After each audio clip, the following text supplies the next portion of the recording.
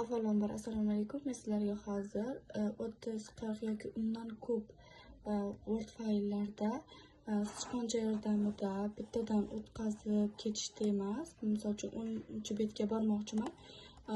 Sichqonchani 10 marta surib emas, bitta kompyuter klavishda qilinadigan amal bilan 10-betga avtomatik tarzda borishni o'rgataman.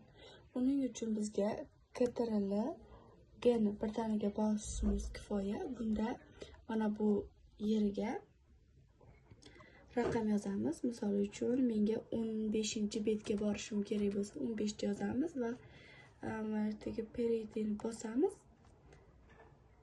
Ko'rishlaringiz mumkin. Mana shu 15-list.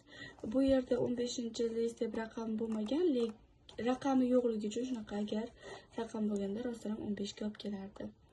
Bu 15-listga olib keladi. Bu sinalgan usul. Misol uchun bu qanaqa vaziyatda qo'l keladi? Bizda 100 betli yoki 200 betlik kitob bor va uni biz oxirgi sahifasiga tushishimiz kerak. Bittadan tushish vaqt oladi. Prosta Ctrl G bilan bosamiz, 200 raqamini kiritamiz va oxiriga tushamiz. Uni boshiga chiqish uchun Ctrl G ni bosib o'sha raqam yozadigan joyga 1 deb yozsak, boshiga chiqamiz. Misol uchun 15-betdan birinchiga o'tish uchun Ctrl G ni bosib 1 deb qilamiz va boshiga chiqamiz.